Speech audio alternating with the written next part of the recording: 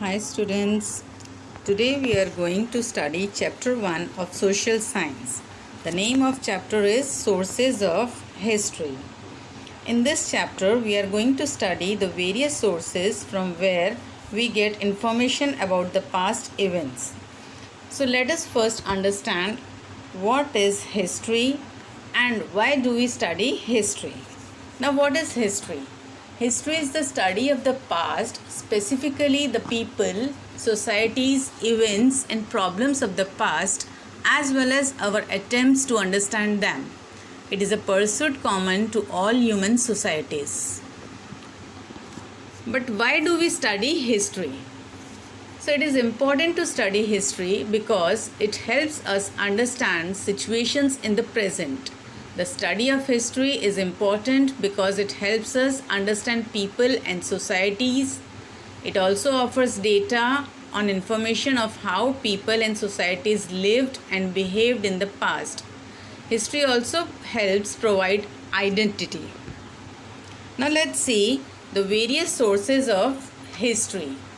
The main sources are manuscript, which includes Tatpatras and Bhojpatras, some stone inscriptions, vessels, ornaments and tools, and old forts and monuments.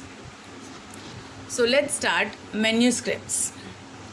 Manu is a Latin word which means hand and script means to write. So manuscript means handwritten documents. Tatpatras and Bhojpatras are made of skin of the tree named Bhoj. Manuscripts are mostly written in Brahmi script. Manuscript gives information about kings, administration, and public lifestyle of that era. Now here are some pictures of Tatpatras and Bhojpatras. These are the barks of skin of the tree on which the manuscript written. These are called Tatpatras and Bhojpatras. Next is stone inscription. The writing which are carved on stones are known as inscriptions. Achievements of kings, writing of orders, and treaties with other states, etc. were carved on stones. Inscriptions are written on metal plates or copper plates too. Inscriptions on copper plates are also known as Tamrapatras. Inscriptions exist even today, are preserved in archives. So what is archives? Archives means the places which store historical records. Let's see the picture. This is a picture of inscription. Here is something carved on the stone. Next is vessels, ornaments and tools. Archaeologists found utensils, ornaments and stone tools during excavation, which tells us about the life of the people during the ancient time.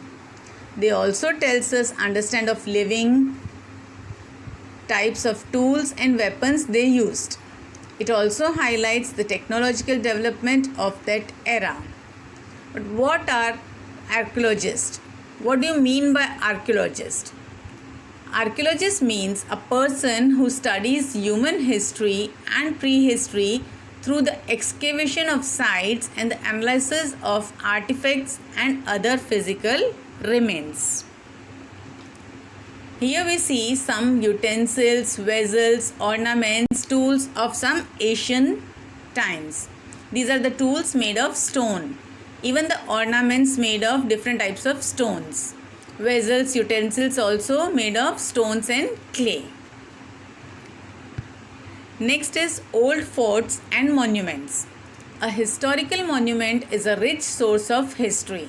It gives us a sense of wonder and makes us curious to know more about the past connected with it.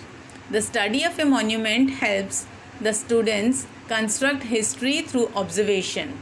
The activity generates interest in historical buildings and develops observation skills. Here are some pictures of monuments and forts of India. Now let's summarize the chapter.